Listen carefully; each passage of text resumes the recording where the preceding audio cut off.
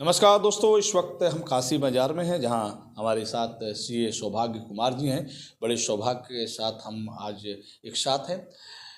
आपने देखा होगा टैक्स को लेकर, जीएसटी को लेकर तमाम चीज़ें हैं। बहुत लोग समझते भी हैं, बहुत लोग नहीं समझ पाते हैं कि कब क्या करना होता है इस चीज़ों में, किस माह में किस समय हम जो टैक्स हमें देना है या नहीं, हम टैक्स के दायरे में है या नहीं, सारी चीज़ों में आप बात करते हैं सौभाग्य जी से।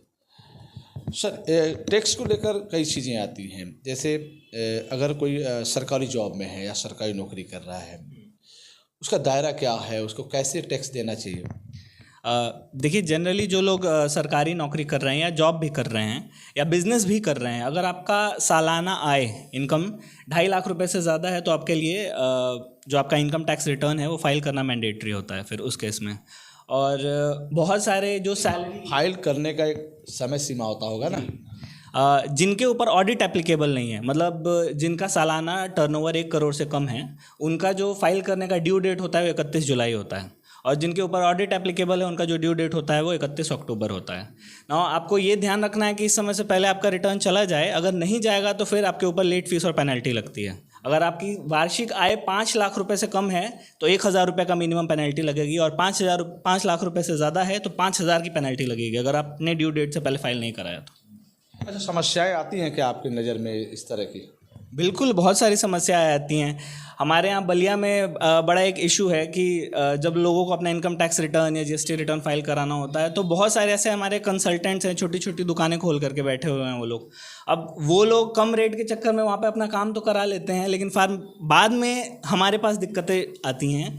अभी मैं आपको एक उदाहरण देता हूँ कि अभी 10 दिन पहले हमारे पास एक केस आया था जहाँ पर एक सरकारी टीचर हैं जिनकी वार्षिक आय मात्र 4,25,000 रुपये के आसपास थी। उन्होंने अपना कम रेट के चक्कर में ITR कहीं फाइल करा लिया था। उस कंसल्टेंट ने उनका जो वार्षिक आय है वो लगभग 42,80,000 रुपये दिखा दिया। अभी उनको नोटिस आ गया है और लगभग 20 लाख रुपये का टैक्स डिमांड है उनका। ऐसे में उनके साथ फिर होगा क्या, कैसे निस्तारण होगा इस? अब इसका हम लोग रिप्लाई करेंगे इनकम टैक्स डिपार्टमेंट को, प्रूफ रखेंगे कि भाई हमारी एक्चुअली आय इतनी नहीं है, हमसे गलती से कम फाइल हो गया था। मैं बस ये कहना चाहता हूँ कि थोड़े पैसे बचाने के चक्कर में आप किसी के पास भी मत जाइए। बलिया में बहुत अच्छे प्रोफेशनल्स, चार्टर्ड अकाउंटेंट्स और लॉयर्स भी हैं। मैं सजेस्ट करूँगा आप भले थोड़ा सा पैसा ज़्यादा दीजिए लेकिन अपना काम उनके यहाँ से कराइए ताकि आपको किसी भी तरीके की दिक्कत ना हो फ्यूचर में। अच्छा, जीएसटी के दायरे में कौन कौन लोग हैं? जैसे आज आपने बताया ना कि 40 लाख के नीचे लोग जीएसटी के दायरे में हैं। बहुत सारे लोग जीएसटी के डर से अपनी दुकान नहीं खोल पा रहे हैं, कुछ आगे नहीं बढ़ पा रहे हैं, या उनके अंदर समझ नहीं हो या समझते हो तो उसके दायरे में, तो ऐसे क्या हो रहा है?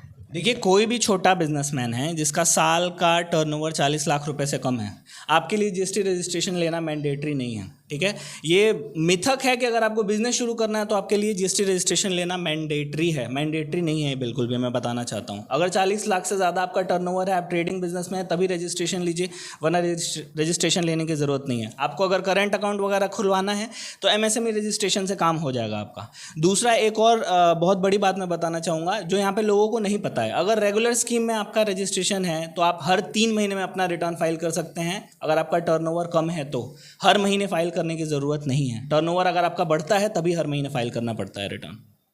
अच्छा, ठीक है। टैक्स के बारे में, जीएसटी के बारे में लोगों को जागरूक करने के लिए क्या आपने सोचा है? एक तो मेरा खुद का चैनल है जहाँ पे मैं वीडियोस बनाता रहता हूँ अलग अलग चीज़ों के ऊपर, ताकि लोगों को पता चल सके कि क्या टैक्स एप्लीकेबिलिटी है उनके ऊपर, क्या कंप्लायंसेस चल रहे हैं। प्लस मैं अपने जान पहचान वालों के थ्रू कोशिश करता हूँ कि ज़्यादा से ज़्यादा लोगों तक ये चीज़ बता सकूँ। शायद इसीलिए मैंने आज आपको बुलाया, ताकि बलिया के लोगों को ये बताया जा सके कि आपके लिए कुछ बेसिक चीज़ें हैं जो मैंडेटरी नहीं है। आयकर अपना समय से भरिए, आपके लिए हर तरीके से फ़ायदेमंद रहेगा। लोन लेना, अगर आपको वीज़ा एप्लीकेशन करना है, अगर आपका टैक्स का TDS कट गया है और अगर आपको रिफ़ंड चाहिए, आपका टैक्स नहीं बनता है, तो भी आपके लिए ITR फाइल करना मैंडेटरी है। तो मुझे लगता है कि बलिया के लोगों में जागरूकता की भी बहुत कमी है, वो बताना लोगों को बहुत ज़रूरी है। तो हमारी बात हो रही थी सीए सौभाग्य जी से। सौभाग्य से आज हम लोग एक साथ हैं और जीएसटी के बारे में, टैक्स के बारे में आपने विधिवत सुना। आपको कैसे हमें किस दायरे में कहाँ क्या करना चाहिए, किन चीज़ों पर ज़्यादा फोकस होना चाहिए, कहाँ ध्यान होना चाहिए, इसके बारे में आपने सौभाग्य जी को बताया। तो बलिया में सर एक जानकारी का, बलिया में एक होगा ना संख्या कि इतने लोग टैक्स के दायरे में, कुछ है क्या?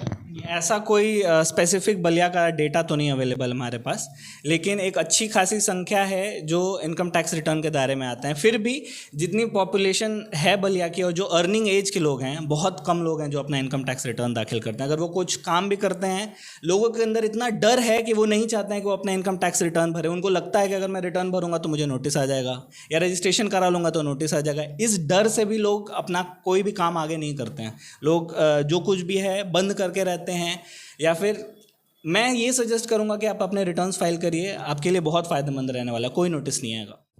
फिर हम आपसे जुड़ेंगे, तब तक लेते हैं जुड़े रहें हमसे बलिया आजकल से। मैं रोशन जायसवाल, नमस्कार।